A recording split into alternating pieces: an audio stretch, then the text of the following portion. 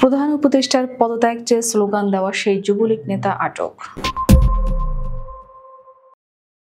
উত্তরার মাইলস্টোন স্কুলের শিক্ষার্থীদের চলমান আন্দোলনে উস্কানিমূলক ভূমিকার অভিযোগে ফেনীর যুবলীগ নেতা রিয়াদ মাহমুদ রাফিকে আটক করা হয়েছে। গতকাল মঙ্গলবার উত্তরা মাইলস্টোন ক্যাম্পাসের সামনে অবস্থানরত শিক্ষার্থীদের মাঝে বিশৃঙ্খলা সৃষ্টির চেষ্টা করলে স্থানীয়রা তাকে ধরে পুলিশের হাতে তুলে দেন।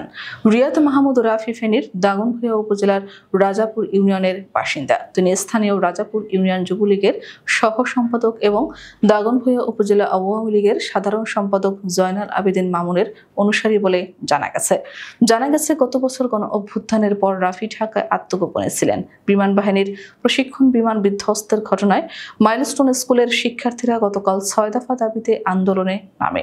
আন্দোলন চলাকালে রাফি শিক্ষার্থীদের মাঝে প্রধান উপদেষ্টার পদত্যাগ চেয়ে স্লোগান দিতে উৎসাহিত করেন এবং উত্তেজনা ছড়ানোর চেষ্টা করেন। এ সময় শিক্ষার্থীরা তাকে আটকে পুলিশের হাতে তুলে দেয়। দাগনভূঞা থানার ভারপ্রাপ্ত কর্মকর্তা ওসি মোহাম্মদ ওয়াহিদ পারভেজ বলেন, বিষয়টি আমি সামাজিক যোগাযোগ মাধ্যমে দেখেছি। তাকে ঢাকার পুলিশ আটক করেছে। তার নামে ফেনী মডেল থানায় মামলা রয়েছে। ফেনীর পুলিশ সুপার মোহাম্মদ হাবিবুর রহমান জানিয়েছেন, রিয়াদ মাহমুদ রাফির বিরুদ্ধে রাজধানীতেও মামলা দায়েরের প্রক্রিয়া চলছে। একই সঙ্গে ফেনীতে দায়ের হওয়া মামলার পরিপ্রেক্ষিতে তাকে এখানে আনার কার্যক্রম শুরু হয়েছে। এর আগে 22 জুলাই সকালে 6 দফা দাবিতে আন্দোলনে নামেন শিক্ষার্থীরা। তারা কলেজ সংলগ্ন গোল চত্বরে জড়ো হয়। ওই সময় আইন উপদেষ্টা আসিফ নজরুল মাইলস্টোন স্কুল ও কলেজে পরিদর্শনে গেলে তাকে দেখে শিক্ষার্থীরা উই ওয়ান্ট জাস্টিস এবং ভুয়া স্লোগান দেয়। দাবি পূরণে কার্যকর পদক্ষেপ না নেওয়ায় ক্ষোভে ফেটে পড়ে শিক্ষার্থীরা।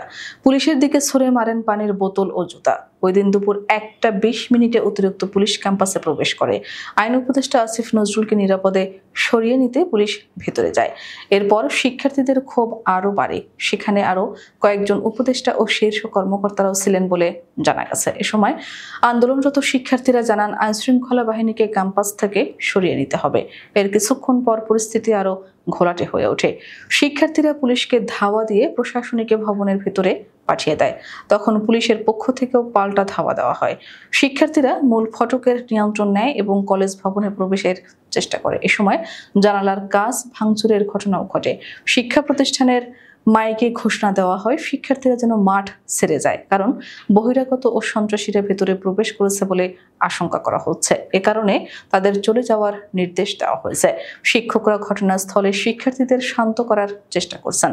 কলেজ কর্তৃপক্ষ পরিস্থিতি নিয়ন্ত্রণে আনতে বারবার আহ্বান জানান।